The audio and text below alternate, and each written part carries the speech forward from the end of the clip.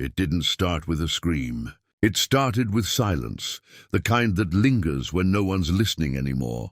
In a forgotten corner of the Sydney Police Archives, buried beneath decades of dust and resignation, one folder still remembered. The label was faded, written in a hand that had long retired. Donnelly, Sarah, unsolved, 1993. Inside, the air was stale with time. Paper curled at the edges. Photographs yellowed into ghosts. No one had opened it in nearly 30 years, but that silence was about to break.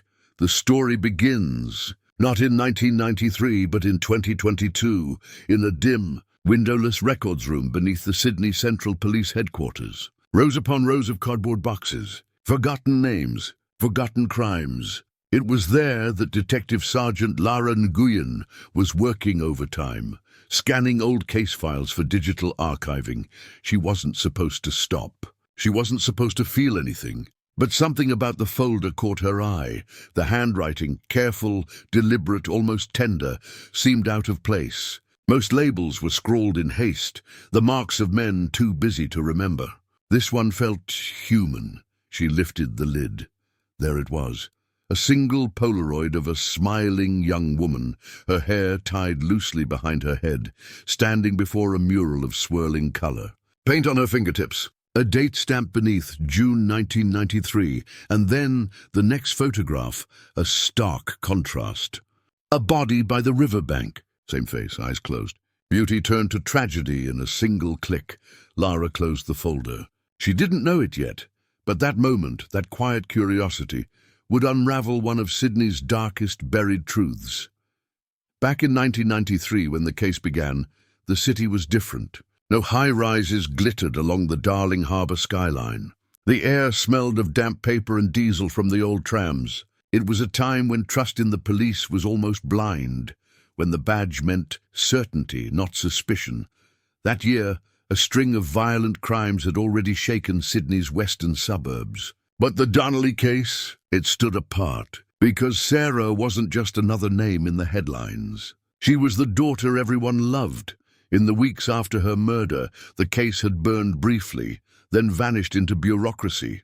Evidence went missing. Reports were rewritten. Detectives were reassigned, and yet one rumor never truly died, that someone inside the police force had made sure of it.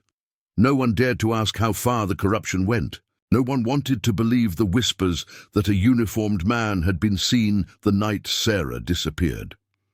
The story faded into local legend, the Glebe River Girl, as tabloids cruelly called her. But for one family, the silence was unending. Fast forward nearly 3 decades.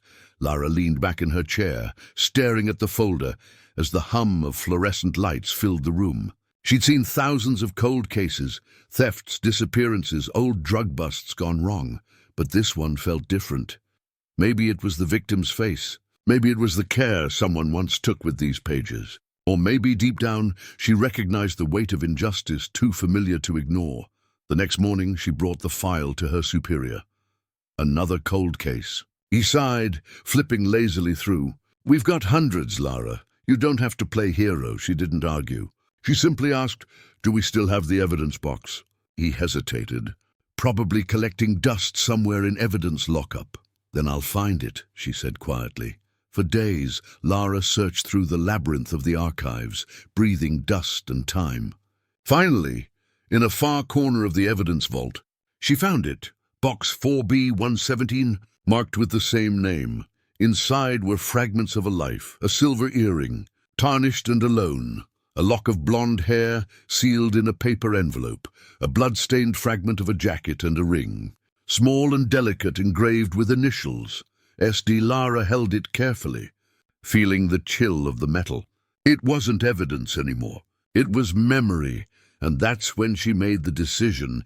She'd request DNA testing, modern sequencing, more precise than anything possible in 1993. If there was a trace, even a microscopic one, it could tell the story that people had buried. What she didn't know was that the truth, waiting to be unearthed, would shake the very institution she served, because the blood that once stained that riverbank didn't just belong to Sarah Donnelly. It carried with it the shadow of power. a secret that had been quietly protected for nearly 3 decades, and the name that would emerge from that test would belong to a man who had once sworn to protect her. But in this first moment, this quiet beginning, none of that was known yet. Only a feeling. Lara closed the box and filled out the chain of custody form. Her pen trembled slightly as she wrote her name.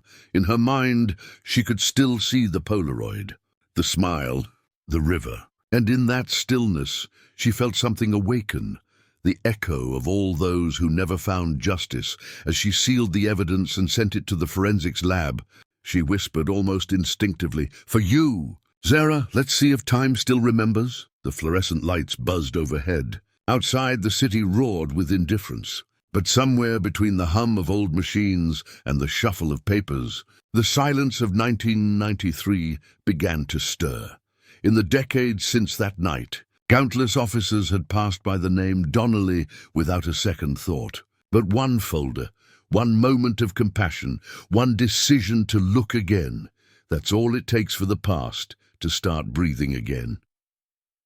By the time Lara turned off the lights and left the records room, the box sat quietly on a courier's desk, labeled for forensic transport. The seal gleamed faintly under the fluorescent glow. In that faint reflection, the story was waiting, patient, quiet, and certain. For nearly 30 years the badge had hidden the blood. Now the truth was ready to speak, and in the heart of Sydney, under the weight of time and silence, the city itself seemed to whisper, "The past isn't gone. It's just waiting for someone brave enough to listen." Before the case number, before the newspaper headlines, before the silence, there was a life. A small apartment in Newtown, filled with half-finished canvases and sunlight that spilled through lace curtains. A young woman who believed in color more than certainty. Her name was Sarah Donnelly, and she was 24 years old when the world last saw her smile. Sarah was an art student at the University of Sydney, balancing coursework, part-time shifts at a bookstore, and an ambition that felt larger than her years. Her friends described her as a storm in pastel. She painted not to capture what she saw, but what she felt. Her canvases often blurred between dream and memory, faces half-finished, rivers winding into sky. In her journal, found later among her belongings, she wrote, "Art isn't about beauty. It's about proof that I was here, that someone will remember what I saw." Those words would outlive her. She grew up in a quiet suburb west of Sydney, the eldest of 3. Her father a bus driver, her mother a nurse. The Donnellys were ordinary people, proud and simple, but they built their lives around love, a love that would later be tested by unimaginable loss. From childhood, Sarah was different. Her teacher said she was quiet but observant. While other children played outside, she sat by the window sketching raindrops. She saw poetry in puddles, grace in decay. Her art teachers encouraged her to apply to university, and when she did, she was accepted with a scholarship. It was the first great triumph of her young life. At university, she thrived. She worked part-time to afford supplies. Brushes, stretched canvas, paint tubes that stained her fingers like badges of persistence. On weekends, she joined friends at galleries and small cafes, sharing her latest sketches and dreams. She spoke often of holding her first solo exhibition one day. She wanted to call it The River Beneath. The irony of that title would haunt everyone who knew her. By 1993, Sarah had begun dating a young journalist named Evan, who wrote for a small Sydney paper. They met at a student protest, both chanting for art funding that never came. Their relationship was tender but imperfect. Letters, late-night calls, small misunderstandings that made them human. Evan would later tell detectives that Sarah had confided in him about something strange in the weeks before she died. She said someone had been following her home. A car she didn't recognize parked across from her street, always the same spot, engine off, windows tinted. At first, she brushed it off. Sydney was full of strangers. But then came the letters, unsigned, short sentences typed on an old machine. "You look beautiful in blue. You shouldn't walk alone. "I saw you again today. The police never found those letters." Evan said he begged her to report it, but she was hesitant. "They won't care," she told him. "It's just me," and she wasn't entirely wrong. Friends remember Sarah as fearless in her art, but cautious in her life. She avoided confrontation, hated arguments, and was known for calming others when things grew tense.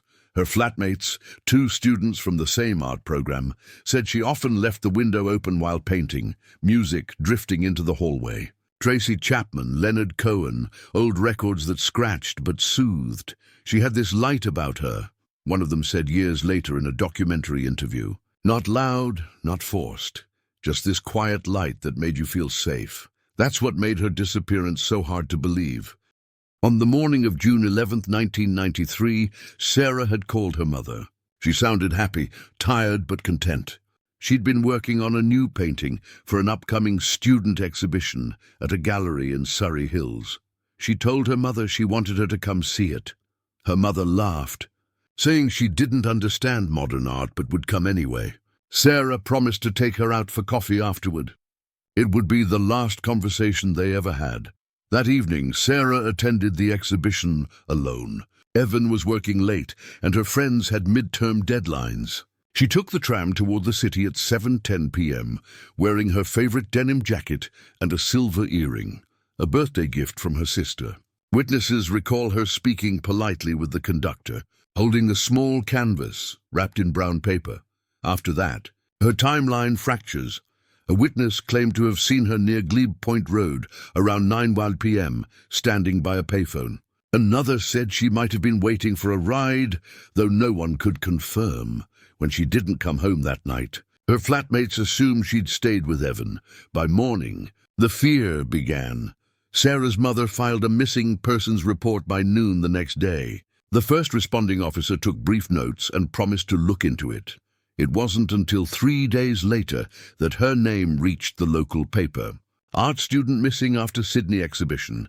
Her photo, the one of her smiling in front of the mural, became the image everyone knew. The police asked for tips, but leads were thin. Some claimed to have seen a dark car near the tram stop. Others mentioned a man in uniform. None of it fit, and as the days passed, the search changed tone. From urgent to perfunctory, from rescue to recovery. In retrospect, those who knew her say Sarah had always carried a subtle unease about authority. Not fear, something quieter. Distrust. Her uncle had once been in the police force and had told her how the system could protect its own. She used to say, "The truth's only safe when it's convenient," her friend recalled. It's eerie now, looking back. In the years following her death, many would try to define her by the tragedy, by the case, the headlines, the autopsy reports. But to those who loved her, she was never just that. She was the laughter echoing in a kitchen, the smell of turpentine and coffee in a small apartment, the girl who once painted a canvas entirely in shades of blue and said, "It's not sadness, it's depth." Sarah's life was proof of beauty's fragility, how something so full of light can vanish without warning, and how memory becomes the only resistance against forgetting.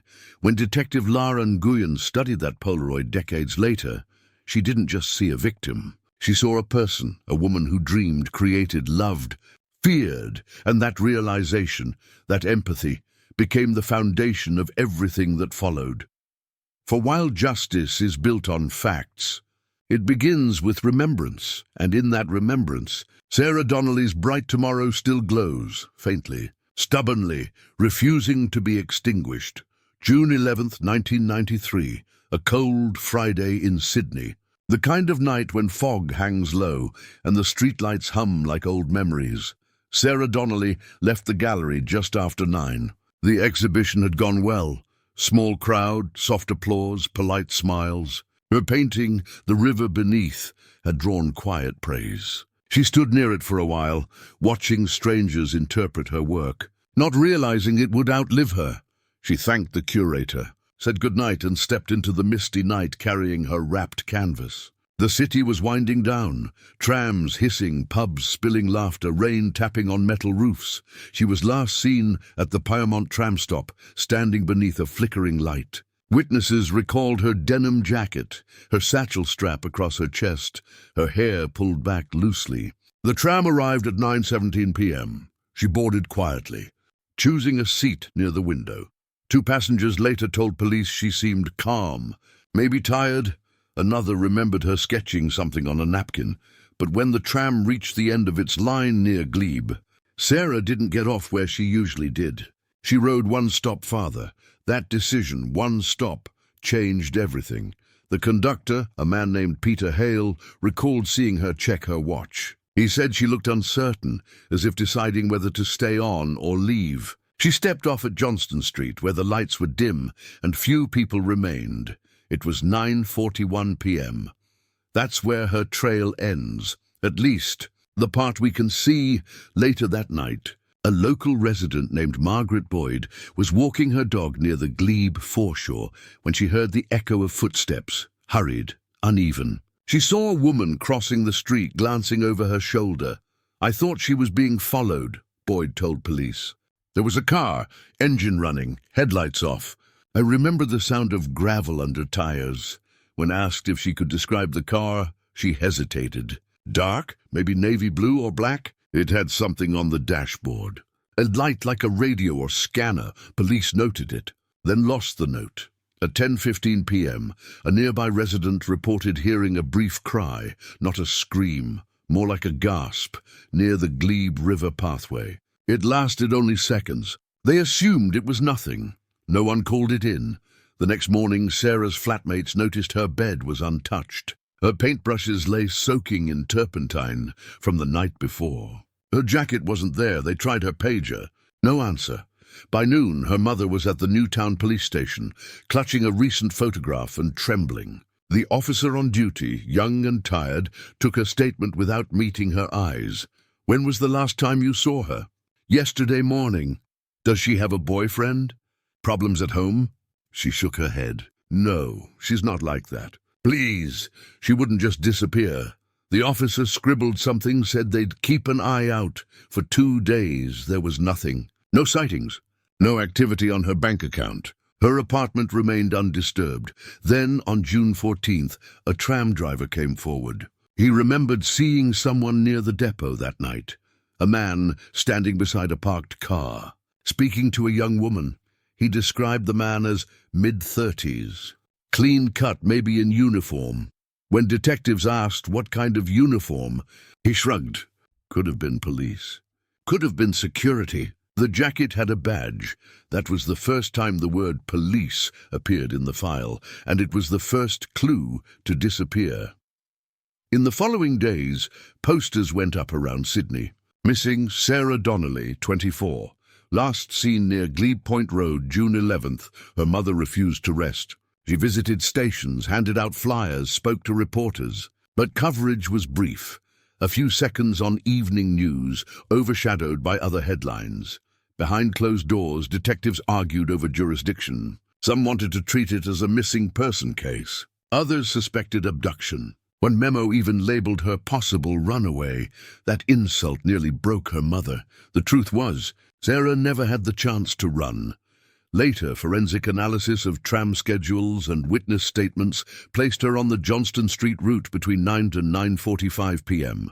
The tram stop was less than a 10-minute walk from the river. Investigators later found faint traces of tire tracks near a dirt path leading down to the water, the same area Margaret Boyd had mentioned seeing the dark. The prints were partial, washed by rain. They were logged as inconclusive. The night air had been cold enough to preserve everything, and yet almost nothing survived. One glove, a torn piece of fabric matching denim, and an earring, silver heart-shaped, found 2 meters from the embankment. Her mother confirmed it instantly. "That's Sarah's." That discovery shifted the case. For the first time, police considered foul play. Search teams combed the riverbank for days. Volunteers lined the streets with flashlights. Divers entered the murky water, their beams cutting through silt and shadow. But Sydney's rivers are deep and patient. Nothing surfaced. Not yet. 2 weeks passed. Hope began to decay in silence. The media moved on. Her family didn't. Her mother visited the station every morning. One detective later recalled her standing outside in the rain, holding the flyer, whispering, "Please look again." In retrospect, that night feels like a single thread, small, fragile, but essential. Each overlooked clue, each delayed reaction, each forgotten note tied into the tapestry of what was coming. Sarah's last tram ride was ordinary in every way. A young woman returning home, surrounded by strangers, the city indifferent to her presence. But in the background, something else was moving. Someone else was watching. Someone who knew the roots, the shadows, the blind spots of the system. Decades later, when Detective Lara Nguyen reconstructed that timeline, she was struck by one detail, the tram conductor's statement.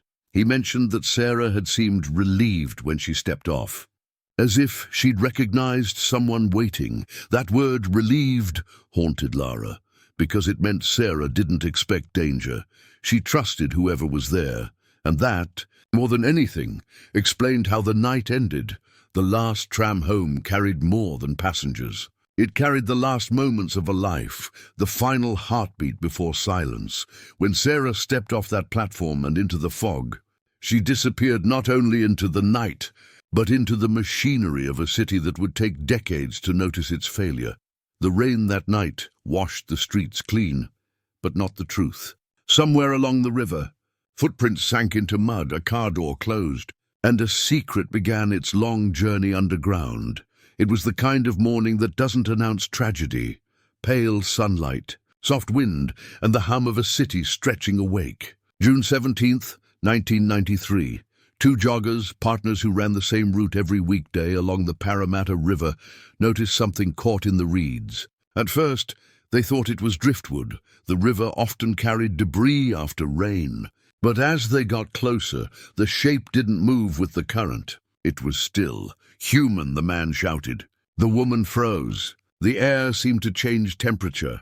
Within an hour, the area was cordoned off. Blue and white tape fluttered like nervous flags in the wind.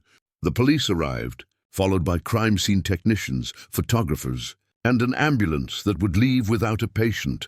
The newspaper would later call it the Glebe River Discovery. But to those who stood there that morning, it was simply unbearable. Sarah Donnelly's body was found face down in shallow water, caught among reeds and tangled fishing line. She was fully clothed, denim jacket, dark jeans, shoes still laced. There were signs of struggle, bruises along her wrists, a cut on her temple, and beneath her fingernails, traces of blood. The current had carried her only a short distance from the river path. Meaning she hadn't fallen, she'd been placed there. Detective Alan Morgan, the first on scene, would later admit it didn't look like a robbery. It looked personal, controlled. The word controlled would return again and again in the following months. The medical examiner arrived around 10:40 a.m. She crouched by the riverbank, brushing away flies with the back of her gloved hand. "Female," she said, "early 20s. Been in the water 2 to 3 days. She noted the bruising pattern, not random but deliberate. Fingertip marks on her neck, shallow but distinct. Whoever killed her didn't act in rage. They held her down and waited. The examiner looked up at the river, then at the line of officers standing nearby. "Find out who she trusted," she said quietly. "It'll be someone close." The coroner's van pulled away just before noon. By evening, the entire neighborhood knew. The next day's Sydney Morning Herald headline read, "Body found in river, believed to be missing art student."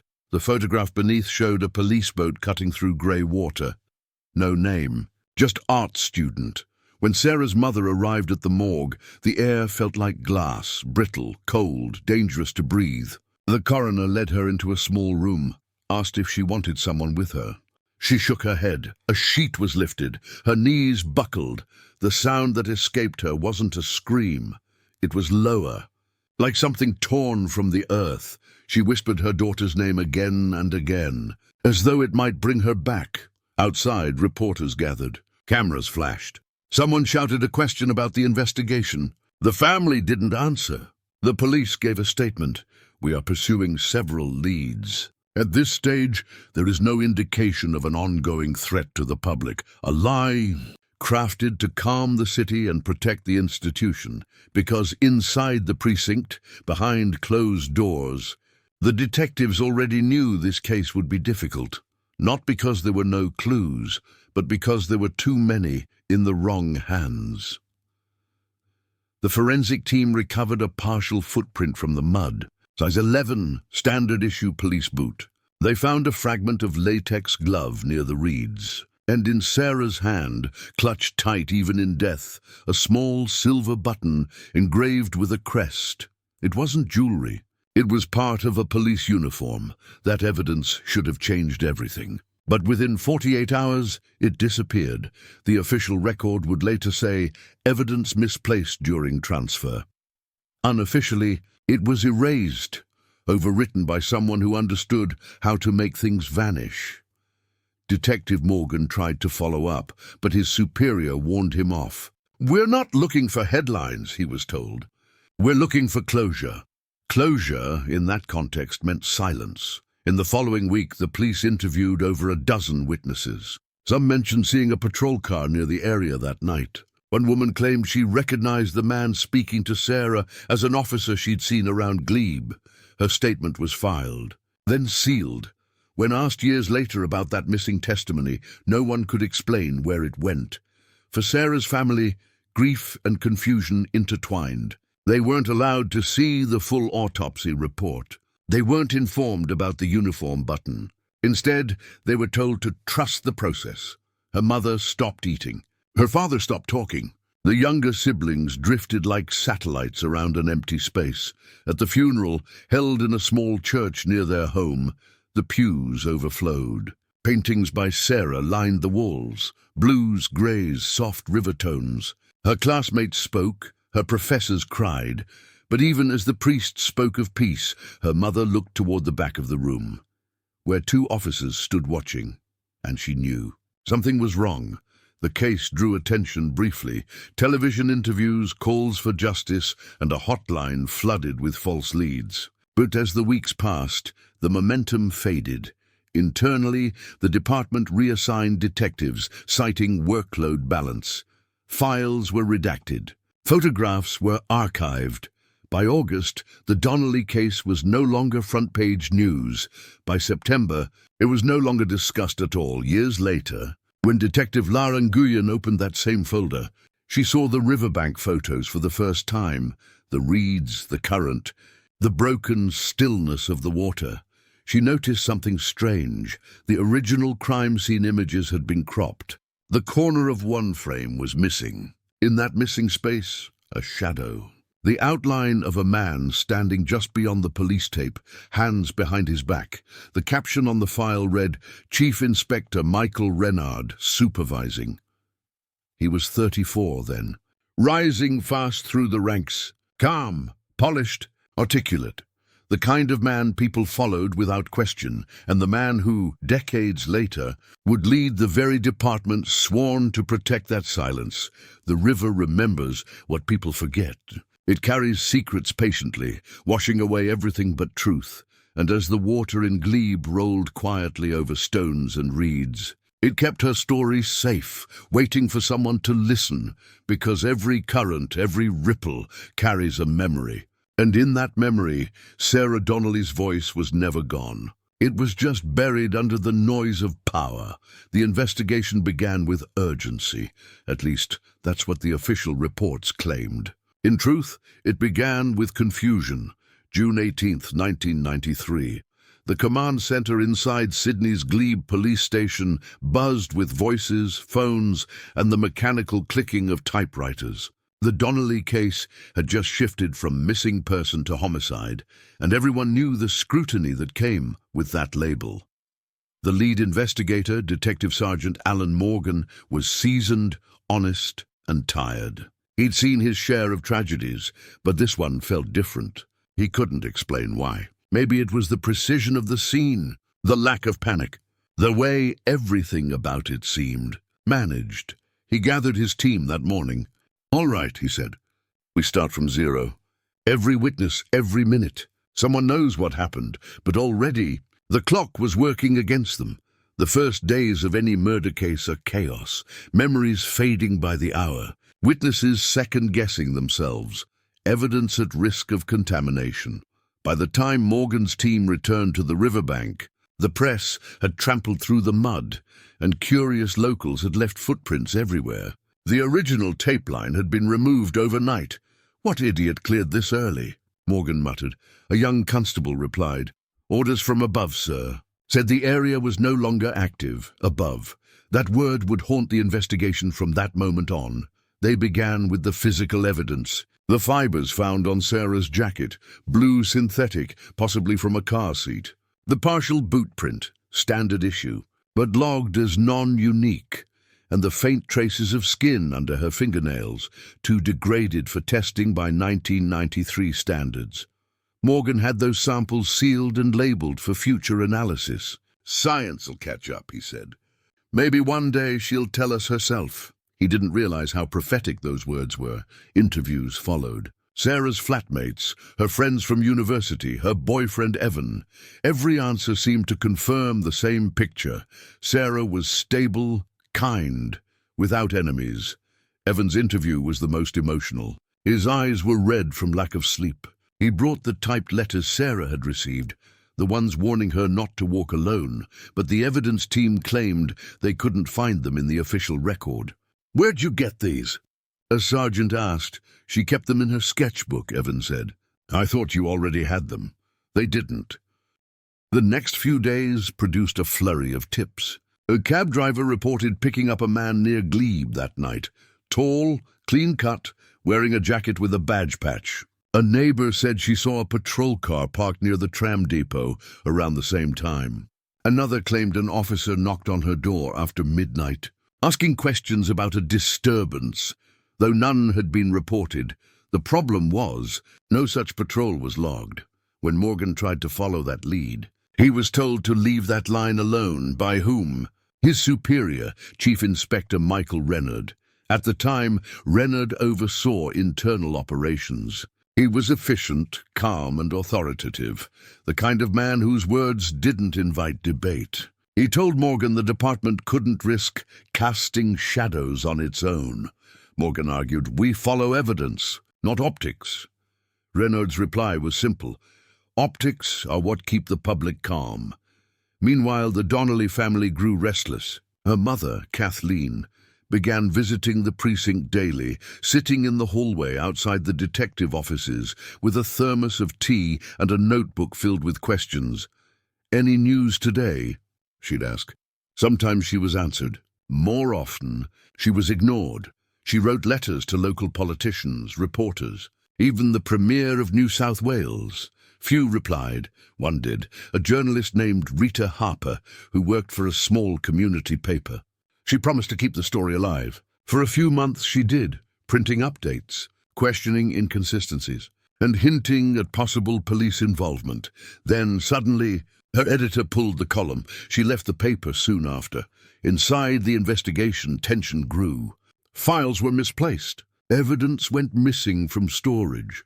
The uniform button, the latex glove fragment, even one of the original Polaroids.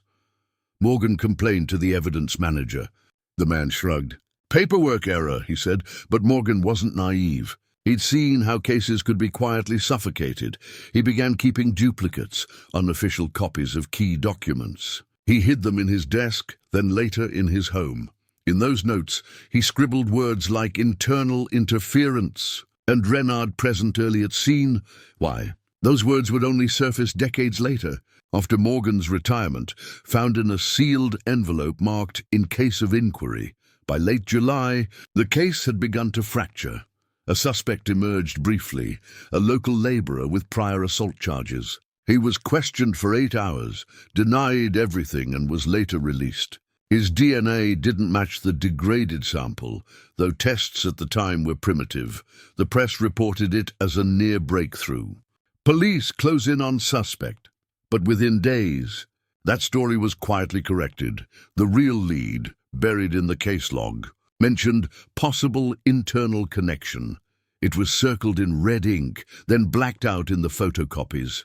for the detectives still trying to work honestly.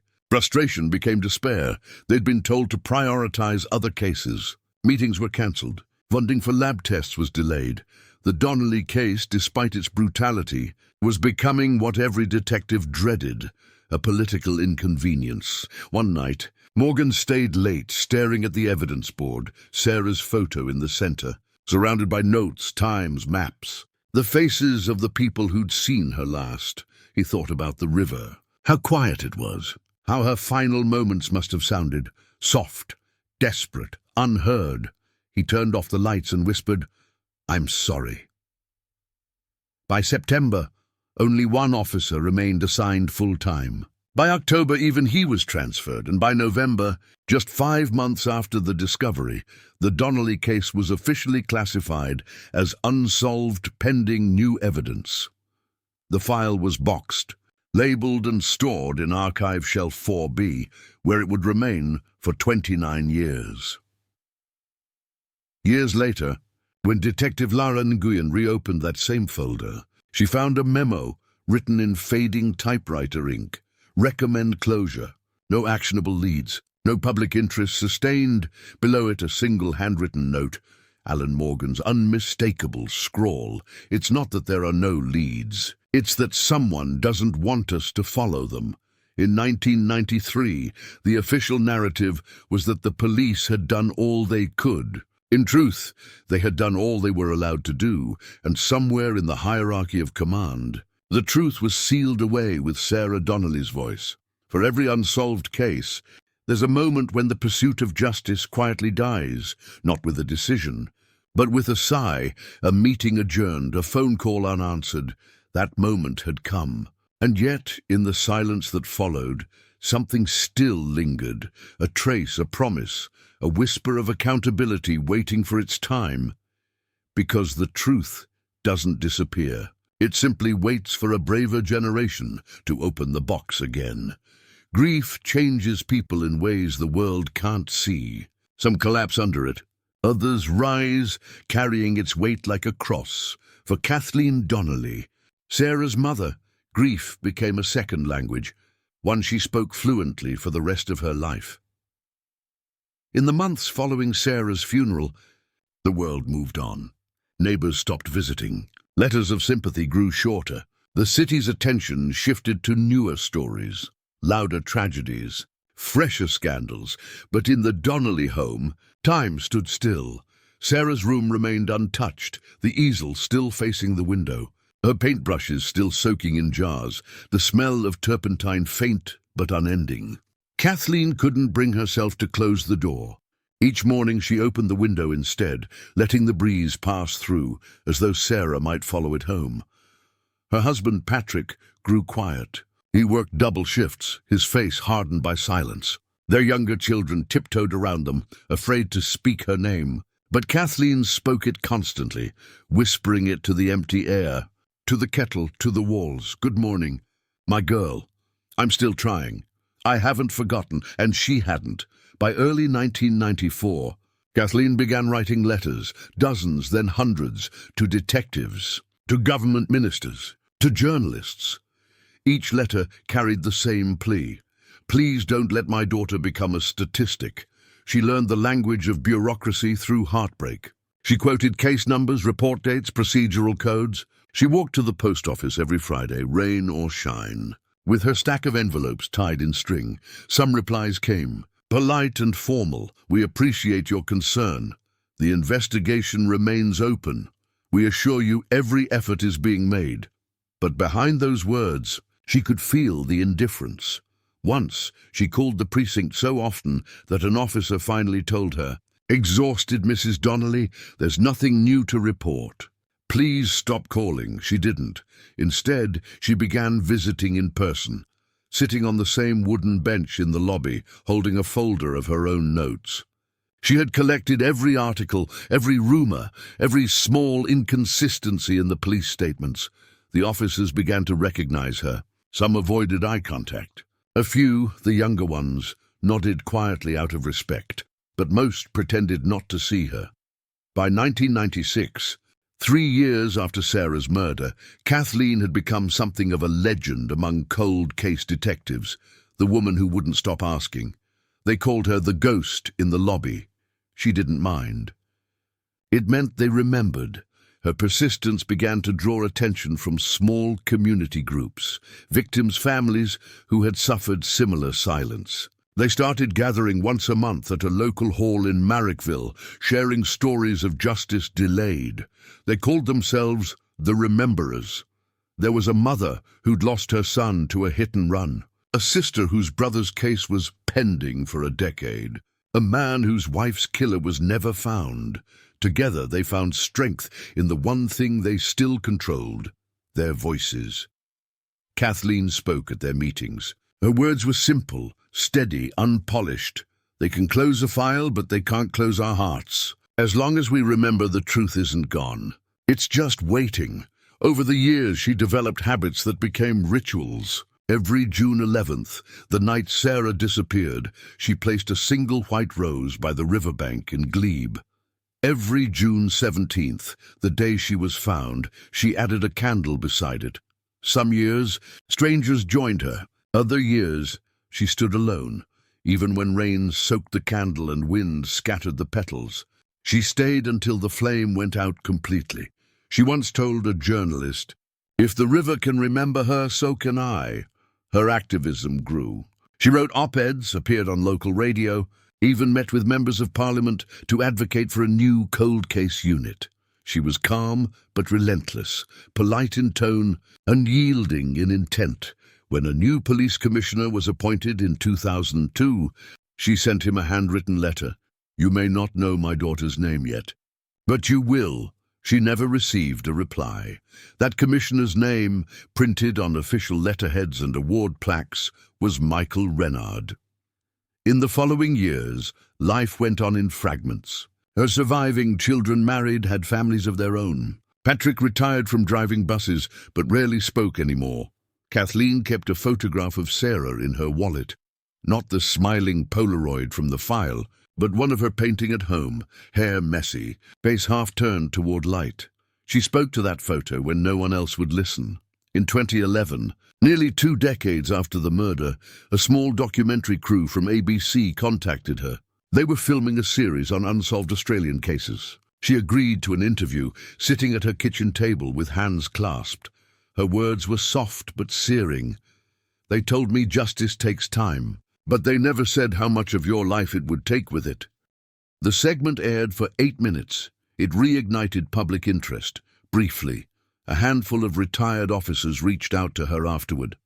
One of them was Alan Morgan. He met her quietly, in a park near the river. His hair was grey, his eyes heavier than she remembered. "I never stopped thinking about her," he told her. "There was something wrong in that case. Files went missing, orders came from above. I tried to fight it, but I couldn't." Kathleen placed a hand over his. "You tried," she said. "That's more than most." Before leaving, Morgan gave her an envelope, yellowed, sealed, marked, "Keep this safe." Inside were photocopies, notes, reports, names, and one photo, a cropped image of the crime scene with a familiar man standing in the background. Renard, Kathleen didn't fully understand what it meant, but she knew it mattered. She kept it hidden in her Bible, beneath Sarah's obituary. Years passed. Her health began to fade. But she never lost the fire in her eyes when she spoke her daughter's name. "They think time erases things," she told a neighbor once, "but time only erases what you let it." By 2021, she was in her 70s, frail but fierce. She continued writing letters, though her handwriting had grown shaky. She sent one final plea to the Sydney Police Department, asking for the case to be re-examined under modern forensic review. She never received a reply, but someone read it. A young detective named Lara Nguyen, new to the department, found the letter in an intake file. The signature caught her eye. Kathleen Donnelly, mother of Sarah Donnelly, case 93-411. Something about those words stayed with her. A week later, she walked down to the archive room, By then, Kathleen had passed away peacefully in her sleep. Her obituary was small, just a few lines in the local paper, but she left behind a legacy of defiance, a folder of letters, and a faith that even time couldn't extinguish. Her final note, found on her bedside table, was written in careful cursive, "For whoever finds this, don't stop looking. She's still waiting." And somewhere deep within the police archives, the air began to stir again. Because grief, when carried long enough, becomes a kind of justice. And justice, even delayed, still listens to the persistence of a mother's voice. There's a kind of silence that only time can make. A silence that hums beneath everything, soft and endless, like dust settling after a storm. That was the silence that covered the Donnelly case. By the late 1990s, Sydney had changed. New buildings rose where factories once stood. The riverbanks grew cleaner, the streets brighter. The world moved forward, but the name Sarah Donnelly remained frozen in 1993. A ghost whispered occasionally, in late-night police chatter or forgotten true crime columns. The box that held her story, cardboard, worn, labeled in fading ink, sat on a metal shelf in the archive. Shelf 4B, row 17, file 4111. The edges of the papers had begun to curl. The tape sealing the evidence bags had dried and cracked. Each item, the ring, the jacket fragment, the hair sample, had survived time better than justice ever did. In 1998, the police department underwent restructuring. Old cases were redistributed, departments merged, and some files were lost altogether. When clerks transferred records to the new system, the Donnelly case was flagged inactive. That single word closed the door. There was no announcement, no ceremony, just a quiet decision, a bureaucratic erasure. And so the file waited. Years became decades. Detectives retired. The next generation arrived, carrying laptops instead of notebooks, focused on cybercrime and gang activity. The old cases, stored in dim corners, became relics of inefficiency. Only occasionally would someone open one, glance inside, then close it again. The past, they thought, was too old to speak. But memory doesn't age the way paper does. The people who'd known Sarah grew older, but they didn't forget. Her classmates went on to have careers, children, lives of their own, yet every June they posted her photograph. In memory of Sarah Donnelly, 1970-1993, one of them, an artist named Claire Henson, even painted her, a faceless figure, in a river of blue, hands open, as if waiting to be pulled back to light. The painting hung for years in a small gallery in Newtown. Few noticed it, fewer still knew its story, but the image lingered, like a wound you stop talking about but never really heal. Meanwhile, within the police department, history quietly rewrote itself. The internal review of the 1993 investigations, once promised, never happened. Reports mentioning possible police involvement were scrubbed from the database during the digital conversion of the early 2000s. When questioned later, archivists said the files were likely misfiled or damaged. But one internal memo, overlooked and later found by a clerk in 2022, told a different story. Do not include case 93-411 in audit transfer. Classified under Administrative Exemption Level 2. Level 2 meant one thing: internal protection. While the truth sat buried, Michael Renard rose. He became Assistant Commissioner in 2005, Deputy Commissioner in 2010, Police Chief in 2016. The man whose name appeared in the old case photos now smiled from press conferences, shaking hands with premiers, promising reform and transparency. He gave speeches about integrity. He received medals for community service. Each time his face appeared on television, the river seemed to grow quieter, as if the city itself was holding its breath. Somewhere, in a file no one opened, a single, A note in Alan Morgan's handwriting remained, "The truth isn't missing. It's hiding." But Morgan by then had long retired. He lived in the Blue Mountains alone, occasionally writing letters to old colleagues, still haunted by the case that refused to leave him. He'd once told a friend, "It's not the ones you solve that stay with you. It's the ones they wouldn't let you solve." For the Donnelly family, time fractured differently. Kathleen aged quietly, her hair silvering, her hands trembling, but her resolve intact. Every year she wrote one final letter to whoever the current police commissioner was, asking for an update. The replies never changed. "We regret to inform you that no new evidence has been found." When Patrick died in 2015, his obituary mentioned only "survived by his wife Kathleen and 2 children." Sarah's name wasn't printed. The editor had said it would distract from the message. Kathleen rewrote it by hand and kept her own version tucked in the Bible beside Sarah's photograph. Outside the Donnelly home, the world kept turning. The 2000 Olympics came and went. The digital age dawned. The police switched to databases, encrypted archives, and fingerprint automation. But no one thought to rerun the DNA from 1993. The technology existed. The sample did too. It just needed someone to ask, and no one did. For 29 years, the evidence sat in a box beneath fluorescent hum and dust. The cardboard weakened, but the truth inside remained intact, microscopic, invisible, waiting. In 2020, a brief power outage in the archive caused a small flood from a burst pipe. Several boxes were damaged, and technicians were sent to assess the condition of the evidence. One of them, a forensic trainee named Hannah Riley, logged the Donnelly box as stable but unprocessed. She noticed the note on the side, "Do not test." She asked her supervisor what it meant. He shrugged. "Old politics," he said. "Before our time." She didn't ask again.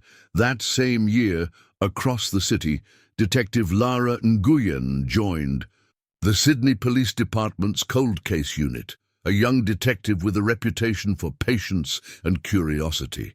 Her first assignment was administrative, to digitize old files, making them searchable for the upcoming data overhaul. When she reached shelf 4B, she saw the dust coating every label, and then the one that wasn't like the rest. Donnelly, Sarah, unsolved. The handwriting was careful, almost reverent. She lifted it from the shelf. The dust shifted. It felt heavier than the others. Inside, she found a file that shouldn't have survived the years. Neatly folded reports, preserved photographs, and a faint scent of river air trapped in the fibers of the paper. She didn't know it yet, but she was holding the weight of 3 decades, a silence that had outlasted justice.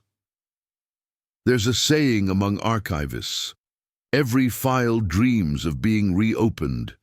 And that night, under the sterile light of a scanner, the Donnelly case began to dream again. Lara turned the first page, eyes narrowing at the notes, the names, the inconsistencies. She traced the words "evidence missing" and "orders from above," and a feeling began to form. One part anger, one part destiny. The file had waited for someone like her. Time can bury truth under layers of dust, but it never destroys it. Each speck of forgotten evidence, each smudge of ink, still holds its meaning, quiet, dormant, ready. And as Lara closed the folder that night, the hum of the archive felt different, alive somehow, like a heartbeat awakening after a long sleep.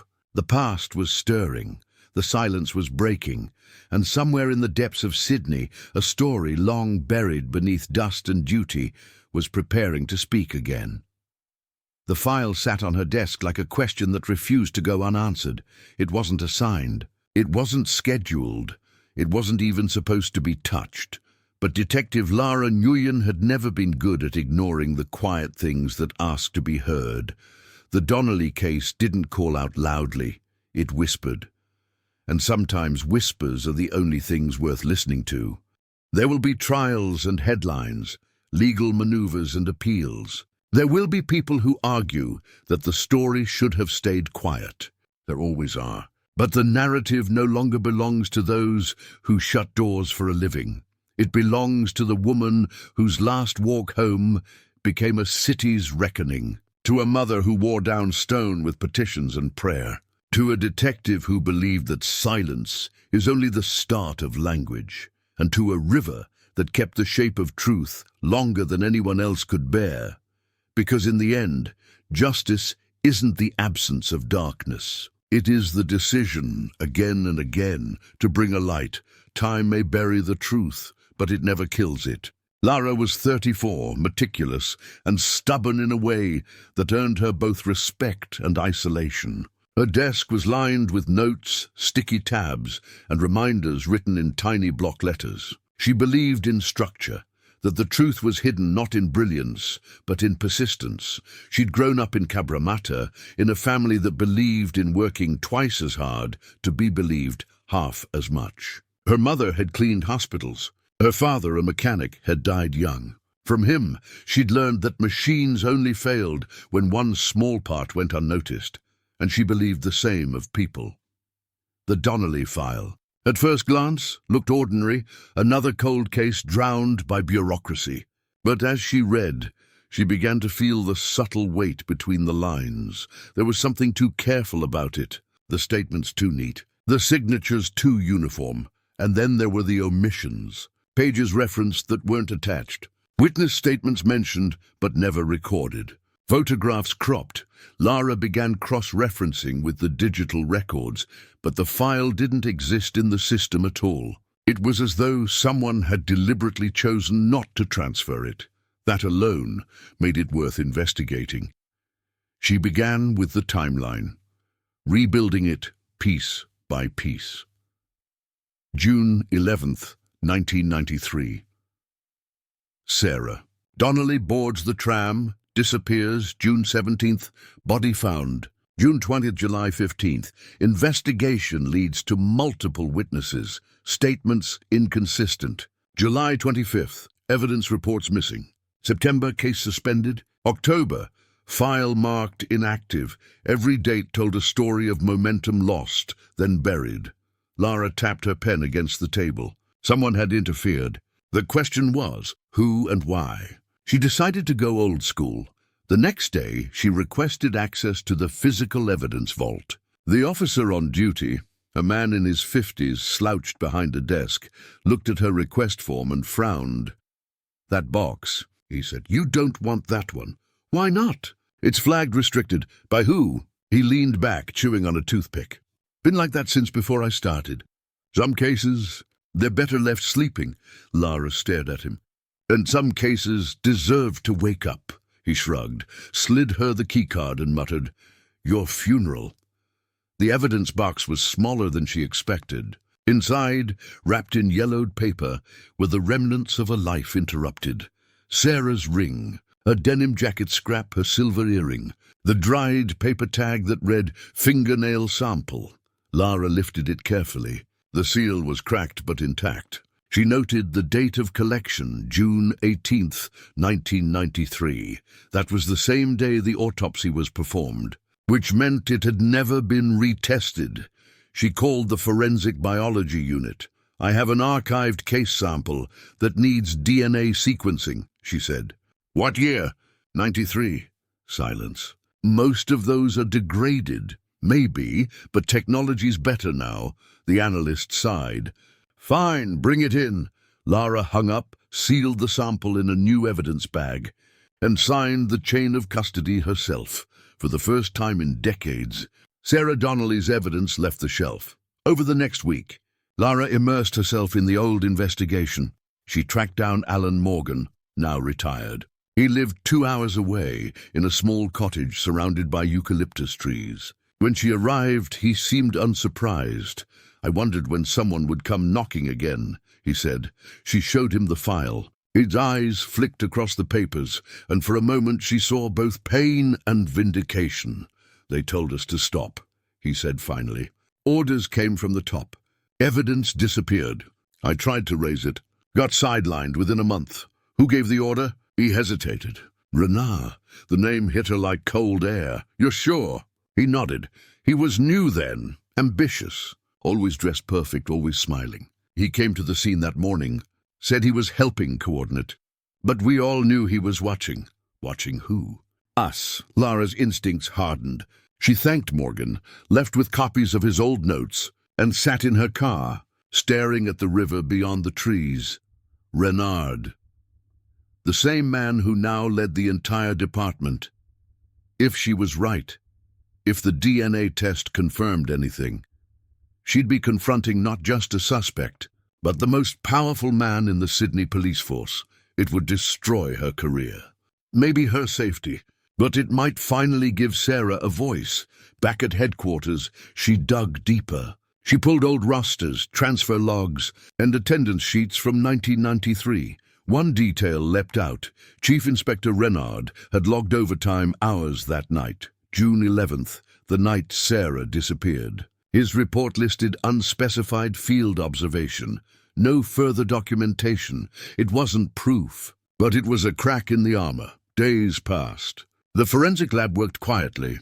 Lara tried to stay patient, but her mind raced. She reread the case notes late into the night, tracing every decision, every omission. She read Morgan's handwritten line again. It's not that there are no leads. It's that someone doesn't want us to follow them.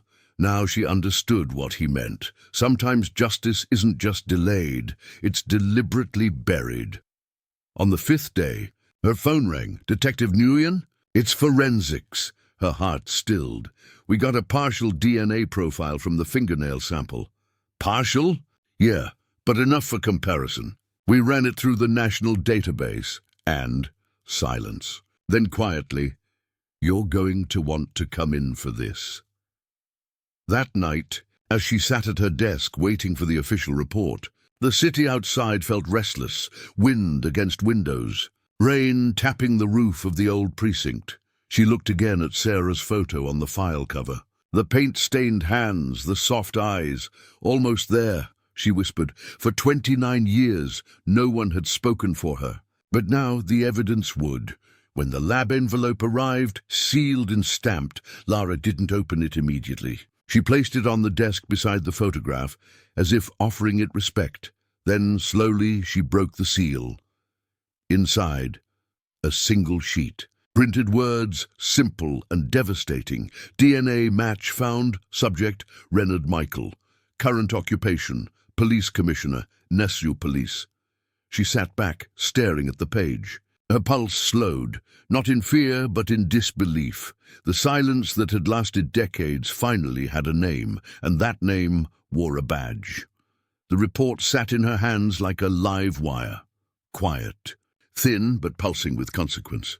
DNA evidence doesn't shout, it whispers, mathematical and absolute. And what it whispered now was unthinkable. Michael Renard, Police Commissioner, a man celebrated for decades of service, a man who had once stood beside the Donnelly family and promised justice, a man whose blood now sang from beneath a dead girl's fingernails.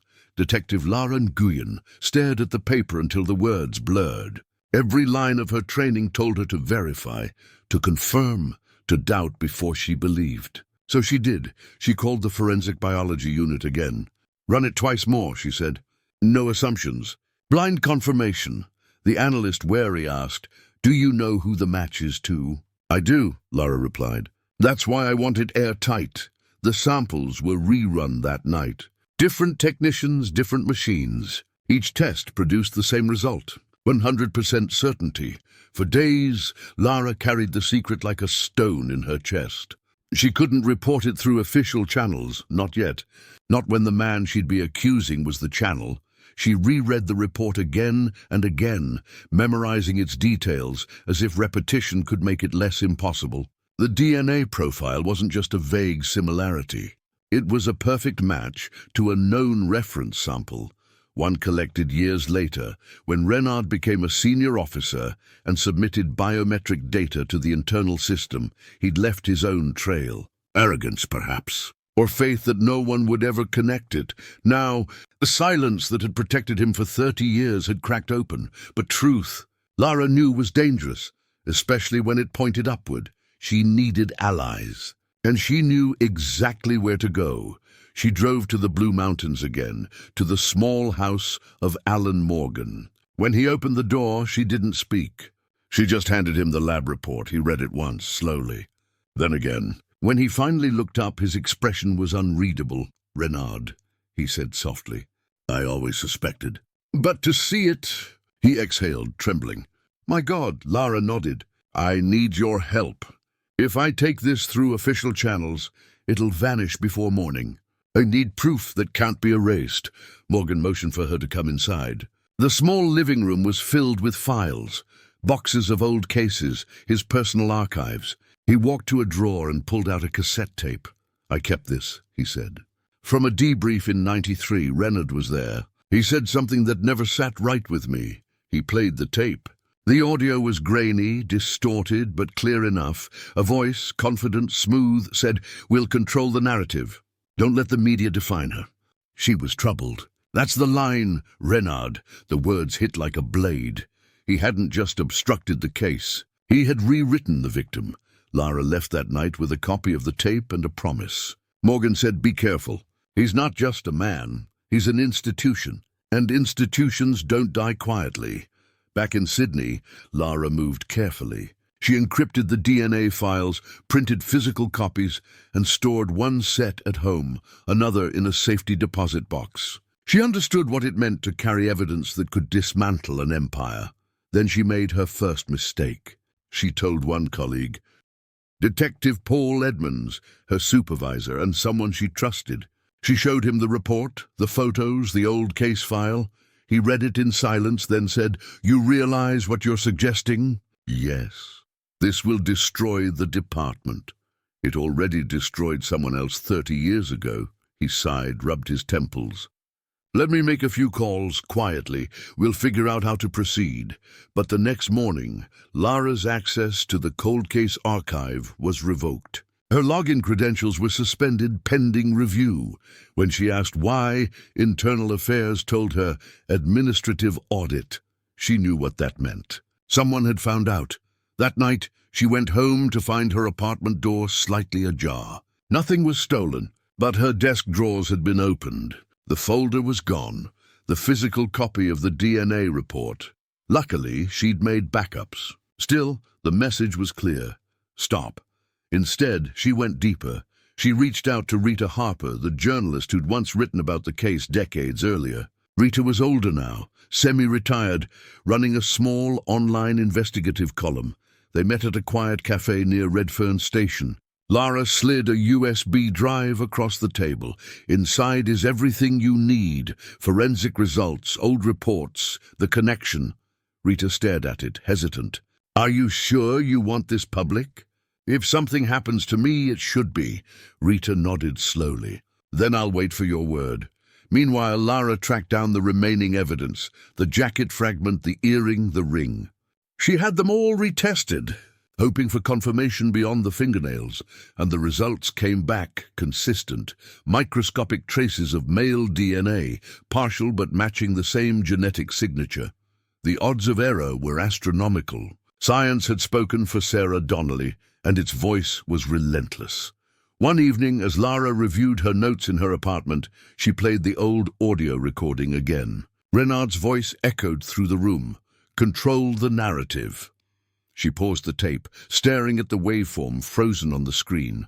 That was what he'd done his entire career. Control narratives. Shape truth, bend perception. But this time, the narrative was turning on him still. The closer she got to exposing him, the more isolated she became. Her colleagues stopped returning her calls. Meetings were cancelled without notice. Her inbox filled with unsigned messages. Be smart. Let it go. She ignored them. The truth was no longer about Sarah alone. It was about a pattern, a system that had protected power and buried pain. 2 weeks after receiving the DNA report, Lara stood outside police headquarters. The building glowed like a fortress, glass, steel, authority. Inside, Renard sat on the top floor, unaware that his empire had begun to crack. She looked up at the windows, her reflection faint in the glass. The wind carried the faint smell of rain. the same smell that had hung over the river the night Sarah died. She whispered, "It's your turn to be seen." Science doesn't forget. It doesn't feel fear or loyalty or shame. It just waits, precise and patient, until someone asks the right question. And when that question finally came, the answer pointed to the man who had sworn to uphold the law.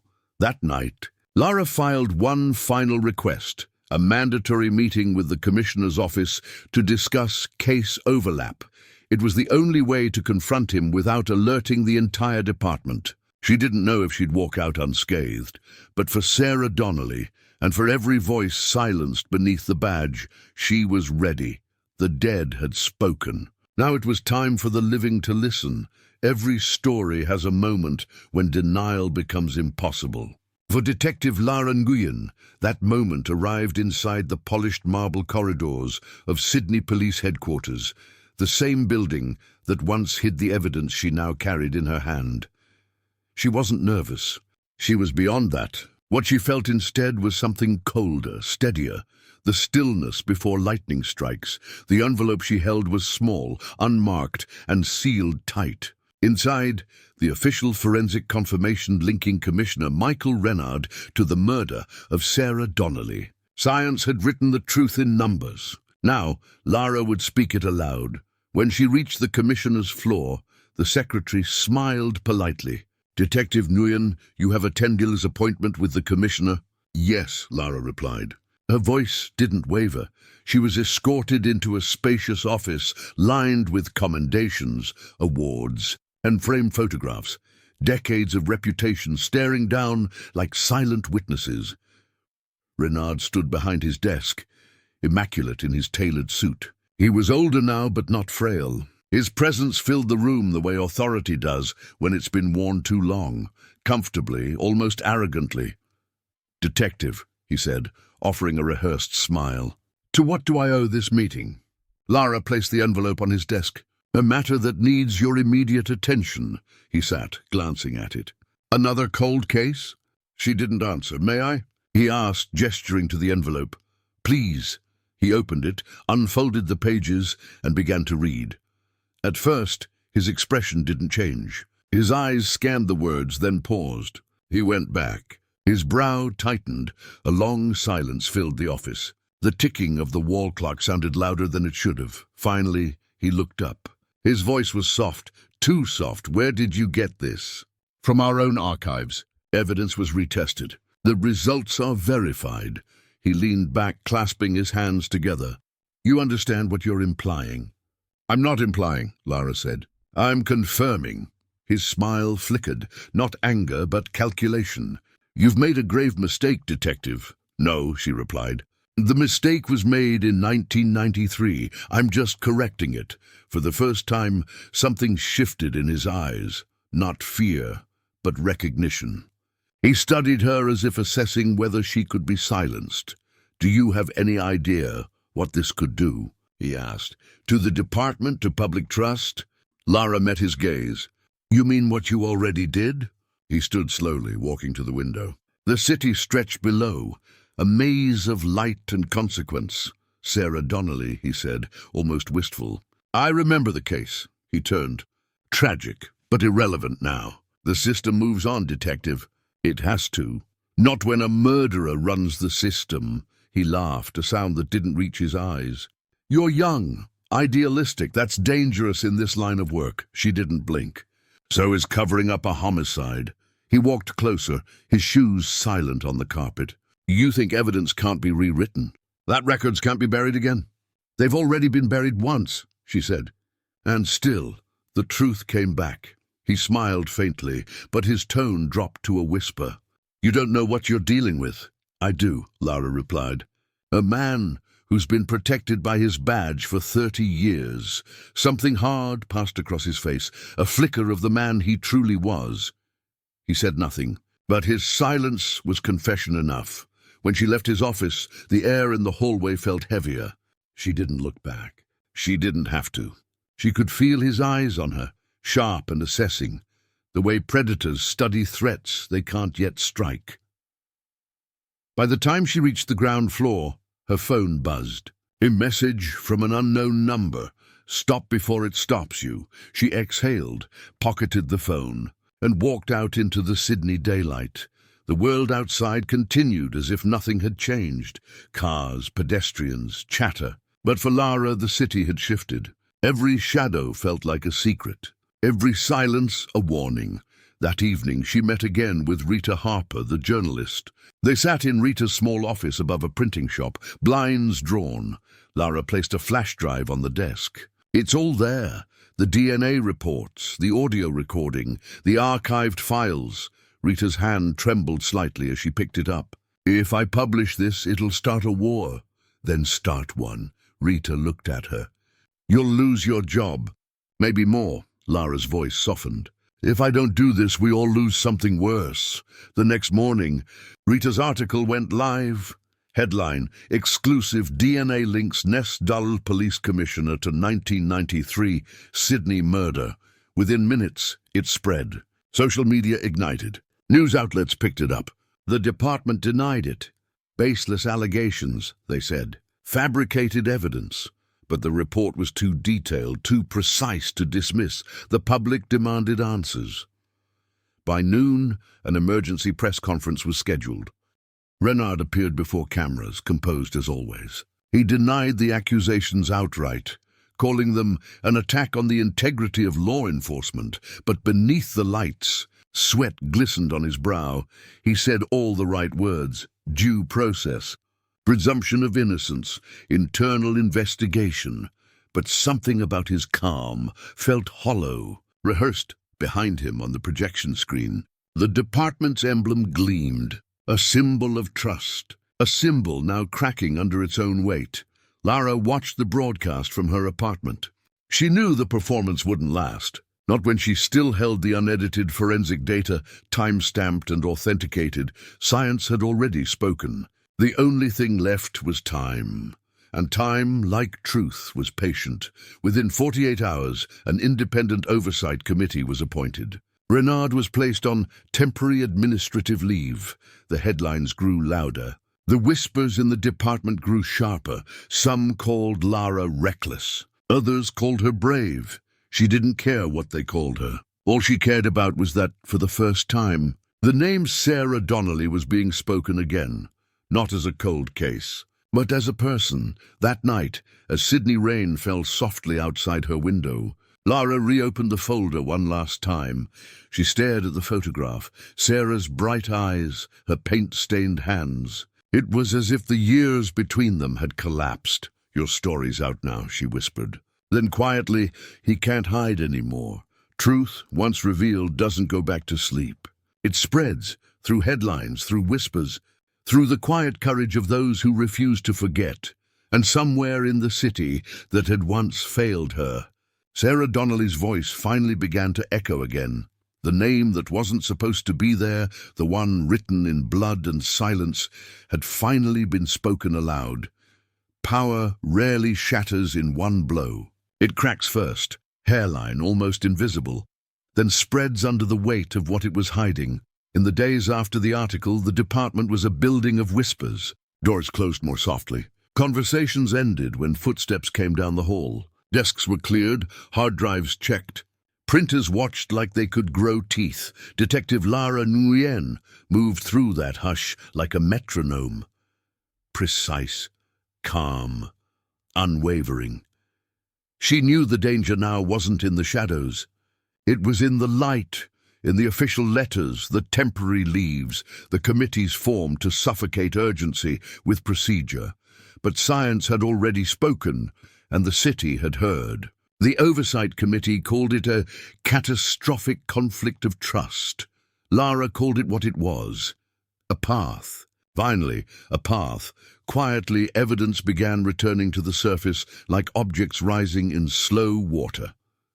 A retired evidence clerk stepped forward, thin with age and regret. He admitted that in 1993 he'd been told to misfile an item from the Donnelly case, a small silver button engraved with a crest. I was young, he said, voice trembling. They told me it was nothing. He led investigators to a mislabeled box 3 shelves down from where it should have been. The button lay inside, untarnished by time, as if it had been waiting for this exact hour. A former patrol officer, now a security guard in Parramatta, paunch heavy over his belt, confessed that he'd seen a patrol car near the tram depot the night Sarah vanished. He hadn't reported it, he said, because the driver outranked him. "I was told I saw nothing," he whispered. He remembered the call sign. The records confirmed it, Renard's unit. A nurse came forward, older now, memory intact in painful detail. On the morning after Sarah disappeared, she treated a man with a deep scratch along his jaw and 2 crescent cuts on his forearm. Like small, desperate wounds. He'd shown a badge and asked not to be logged. She recognized the face on the news conference. Decades older but unmistakable, Renard. Each testimony fell like a stone into still water. Ripples touching everything. Inside headquarters, loyalties rearranged themselves. Some officers clung to the institution that had defined them, the blue wall tightening like a tourniquet. Others, especially the younger ones, stared at the old photographs and felt something inside them tilt. If a badge could be a mask, then the word honor needed new breath. Lara kept her circle small, Hannah Riley in forensics, Alan Morgan with his careful, aging memory, Rita Harper holding the public line when official statements tried to blur it. Together they formed a shape that could not be erased. Evidence, witness, narrative, resolve. Then came the order Lara needed, a court-approved directive for a confirmatory DNA swab from Commissioner Renard. Not a courtesy, not a request, a mandate. It arrived on a Thursday, the paper stiff and pale, the signature dark and final at the bottom. Lara held it for a long beat, recognizing the gravity. The law was no longer leaning away. It was leaning in. They chose a small interview room, stripped of ceremony. No windows. 2 chairs. A table that had seen confessions and lies in equal measure. He arrived 10 minutes late, suit immaculate, jaw set. The door clicked behind him with a soft, decisive sound. He didn't look like a cornered man. He looked like a man used to having keys. 2 internal affairs officers flanked the wall. A state attorney sat to Lara's left, steadying the air with presence more than speech. A silent camera watched from the corner, red light steady. When the cotton swab touched the inside of his cheek, he didn't flinch. He watched Lara instead, a small, curious smile at the edges, as if trying to measure the exact shape of her conviction. He signed the chain of custody form with a decisive hand. Under subject name, the letters flowed, elegant and practiced, Michael C. Renard. There was a second form, acknowledging receipt of materials related to the Donnelly case for review. He glanced at it, then pushed it away. "Irrelevant," he said. His lawyer touched his sleeve. He signed anyway, no shouting, no dramatics. The quiet was more dangerous. They didn't speak of guilt. They spoke of procedure, of dates, authorities' rights. Lara asked only one question, a question with no legal weight and every human one. "Do you remember her?" His eyes changed then just slightly, a shudder against light. "Detective," he said, voice clipped, "I remember every victim, not a name, not a life. Every victim, a category, not a person, a file, not a face." It wasn't an answer. It was a habit. The swab went to the lab under escort, the paper trail sealed at each step. As they waited for the confirmatory result, quiet fissures widened into breaks. A redacted memo surfaced, an administrative exemption that had kept case 93411 from digital audit. The signature, once blurred by photocopy age, was enhanced by modern tools. It was his. Old overtime sheets were recovered from microfilm storage. The small detail Lara had circled weeks ago now loomed larger. June 11th, 1993, field observation, unspecified. Another log, found 2 rows over, referenced the same date and a vehicle checkout by his unit. The car returned with mud in the wheel wells, recorded by a bored night clerk who had initialed the note as if it didn't matter. It mattered now. Evidence is rarely a single lightning strike. It's weather gathering. The room felt heavy with it. A pause, a small human one, found Lara late that night at her kitchen table. The folder lay open like a patient, the pages breathing softly in the hum of the fridge. She thought of Kathleen Donnelly, the letters, the roses at the river, the candle's small light fighting wind. What does victory look like, she wondered, when it arrives after so much emptiness? It doesn't bring back the voice. It can only promise that the silence will no longer be mistaken for truth. Out the window, Sydney exhaled a soft rain. The city's pulse felt slower, listening. She closed the folder and allowed herself 10 seconds of stillness. Not celebration, not fear, just the weight of what it meant to be the last link in a chain, held by so many hands before hers. Then she went back to work. The confirmatory DNA report arrived the following afternoon, escorted by 2 officers who understood that paper could be more powerful than metal, match confirmed. No alternative contributors. Statistical probability beyond practical dispute. A second page detailed additional concordance. Trace male DNA consistent with the same profile on the denim fragment and the silver earring clasp. The river had kept its receipts. The oversight committee convened immediately. Lawyers spoke in careful phrases. Officers adjusted their collars. The room filled with the sound of a structure facing its own reflection. Lara presented the chain of custody like a liturgy. Each transfer signed, each seal intact, each method validated. She didn't argue. She simply laid the truth down, piece by piece, until it was the only thing left on the table. Across from her, Renard watched with a stillness that would have passed for composure in other years. Today, it looked like the end of a long performance. He asked for a recess. He stepped into a side room with his counsel. He returned with the same face he'd worn at award ceremonies and funerals. Solemn, appropriate, inscrutable. He spoke carefully. I have given my life to this department. I deny any wrongdoing, but the words rang like coins, hard, cold, interchangeable. After the session, as people drifted into corridors thick with murmurs, Lara found herself alone at the far end of the hall.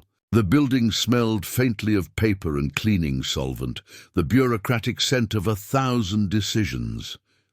Footsteps approached. Not hurried, deliberate. He stopped a meter away. No camera now, no press. Just 2 lives that had collided over a river's memory for a heartbeat. There was nothing but the sound of the air conditioning and the soft tap of rain against glass. He lifted a hand, absent-mindedly touching his jaw, a gesture so practiced it seemed unconscious. Beneath the stubble, a pale line crossed the angle of bone. Not dramatic, not obvious. Just the kind of mark that a desperate hand might have left while drowning, while fighting to live. His eyes tracked hers. A question hung there. Not do you have proof? She did. But what happens to a man when the story ends? She answered without speaking. She held his gaze until he looked away first. In that fraction of a second, the facade cracked. Not for the cameras, not for the board, but for himself. A human moment no paper could file. Then he turned and walked back into the architecture that had once made him untouchable. It would not protect him tonight. The warrant paperwork began. Slow, precise, absolute. The kind of speed only truth can force on a machine designed for delay. By dusk, the city's sky turned the color of bruised fruit. In the river that had learned to wait, a wind moved across the surface and left a shiver of light.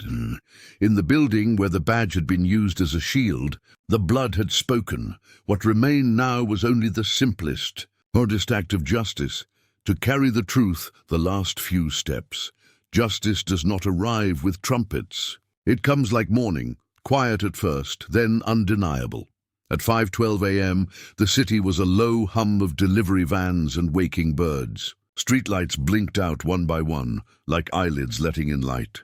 In a quiet cul-de-sac on Sydney's North Shore, a door opened to the soft percussion of rain.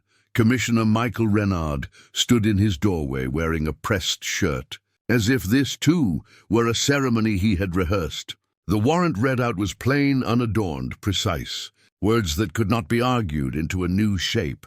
He didn't resist. Men who have lived by control rarely do. A pair of handcuffs clicked around wrists that had signed promotions and commendations, budgets and speeches. The metal felt like ending. Neighbors watched from behind curtains. A dog barked twice and then considered the rain. The van door slid shut with a sound that folded the decades into a single decisive second. The city inhaled. At headquarters, the booking was clean, procedural, careful enough to withstand every future motion. Two officers who had trained under his policies read the charge with steady voices. Murder. The word was heavier in the room than the furniture. He answered routine questions. Name, date of birth, next of kin. Each syllable landed like a footnote. He declined to make a statement, then requested his counsel. Professional to the end. A man still drawing lines around himself, even as the room's edges moved in. Elsewhere in the building, the Oversight Committee confirmed the public notice. A spokesperson stepped to a podium and delivered the language of accountability. An arrest has been made in the 1993 murder of Sarah Donnelly. The accused is former Police Commissioner Michael C. Renard. The city exhaled. Phones lit up. Radios tuned. Cafes turned their volumes up until the milk frothers were competing with the word, finally. Pause. There are moments when the world becomes the size of one family's kitchen. That morning, Kathleen Donnelly was not there to hear the news, but her children were. They stood in that small kitchen, the one that had absorbed decades of grief, and let the announcer's voice fill the space where their mother's stubborn hope used to sit. One of them reached for the kettle out of habit and forgot to turn it on. Another opened the window even though it was raining. The way Kathleen had done every June to let the air move through Sarah's room. On the refrigerator, beneath a magnet shaped like a bluebird, there was a worn photograph of Sarah at her easel. It had faded along the edges, as if time had tried to sip color from the center and failed. No one spoke for a long minute. Then softly, Mum was right. It did not feel like victory. But it felt like gravity easing. At 9 a.m., a press conference convened in a room that smelled faintly of microphones and carpet cleaner. Rows of chairs, a bank of cameras, a long table with water bottles sweating under the lights. Detective Sergeant Lara Nguyen stood to the side, not at the podium. She had never wanted the stage, only the work. She looked tired in the honest way people do when they have carried something far. The Attorney General spoke first, measured, legal, careful. The independent chair summarized the DNA process, the chain of custody, the corroborating witnesses. Reporters asked if this was a failure of the system. The answer came like a stone skipping water. It was the failure of people inside the system. Lara felt the distinction land. It mattered. Structures don't make choices, people do. And perhaps they were beginning, at last, to say that aloud. When a journalist asked for a comment from the lead investigator, Lara was nudged to the microphone. She did not prepare a speech. She said exactly what the moment required. Sarah Donnelly was not a case number. She was a daughter, a sister, a friend. The evidence speaks for itself. We listened. A hush followed, one of those brief silences where attention becomes reverence. By afternoon, rain dragged long threads down the courthouse steps. Renard was escorted inside under an umbrella that looked small against the century-old stone. Cameras flashed. Questions rose like birds startled from trees. He kept his eyes forward, jaw tight, cuffed hands still. Inside, the charge was formally read. The judge's voice had the authority of quiet. A court date was set. Bail arguments were postponed. The prosecution asked for remand. The gallery held its breath, then released it when the gavel nodded toward custody. Somewhere in the building, an elevator lifted Lara to a floor with a window and a view of the river. She didn't plan to end her day there, but that's where her feet took her, to the water that had kept its memory through everyone else's forgetting. The river looked indifferent, as rivers do. But indifference is not the same as amnesia. Water doesn't forgive and it doesn't accuse. It witnesses. She stood a long time without speaking. Pause. Memory is a country we visit alone. Lara thought of the Polaroid tape to the first page of the file. Sarah in front of the mural, hair tucked back, eyes lit by a future she believed in. She thought of Kathleen's letters, ink steady even when hands were not. She thought of the uniform button, the earring, the crescent cuts on a killer's arm, how small the pieces had been, how large they had become. She called Alan Morgan. He answered on the second ring, voice lined with years and relief. "It's done," she said. "No," he replied gently. "It's begun." They let the rain say the rest. The public wanted a statement from the family. There was none prepared. There had never been a script for whatever comes after almost 3 decades. But that evening, the Donnelly children stood by the river with a handful of friends. No cameras, no podium, just a cluster of umbrellas, a circle of faces, and a single candle guarded by a trembling hand. A white rose touched the water. It drifted, then caught in the reeds the way something once had. One of them read aloud from Sarah's old journal. Not the pages about fear, but a line about art. If someone remembers, then the color doesn't die. They stood until the candle failed, and the wick smoked, and the rain made its small applause across the surface. In the weeks that followed, procedural machinery turned. Forensic schedules, discovery requests, interviews that were no longer whispers, but sworn statements. A retired nurse under oath. An evidence clerk telling the truth with a shaking mouth. A patrol log pulled from a drawer that hadn't been opened, since a clerk who loved neatness had stamped it closed. Inside the department, there were resignations dressed as retirements. Internal training modules were rewritten. An ombudsman announced a new office with fewer doors that locked from one side. None of it fixed the past. Some of it might protect the future. Lara visited the archive one last time. Shelf 4B, row 17, space where the box had lived, empty now, replaced by an index card that read, "Transferred to court record, active." She ran a finger along the steel edge and felt the absence like a presence. The room smelled less like dust today, or perhaps she was breathing differently. On her way out, she paused by the sign-out ledger. Decades of signatures trailed like footprints. At the bottom, her own name. She added a small line beneath it, "For Sarah." No flourish, just the truth. Night came soft and sure. The river, that patient archivist, lay dark as slate under a sky starting to clear. Somewhere in a gallery no one had entered all day, a painting in blues carried its silent storm. Before sleep, Lara wrote a brief note and slid it into her top drawer. "Justice is not a sound. It's a breath." Keep breathing. Then she turned off the light. The room held its own gentle pulse, as if the file itself were a heart that, having been restarted, refused to fail again. There will be trials and headlines, legal maneuvers and appeals. There will be people who argue that the story should have stayed quiet. There always are. But the narrative no longer belongs to those who shut doors for a living. It belongs to the woman whose last walk home became a city's reckoning, to a mother who wore down stone with petitions and prayer, to a detective who believed that silence is only the start of language, and to a river that kept the shape of truth longer than anyone else could bear. Because in the end, justice isn't the absence of darkness. It is the decision, again and again, to bring a light. Time may bury the truth, but it never kills it.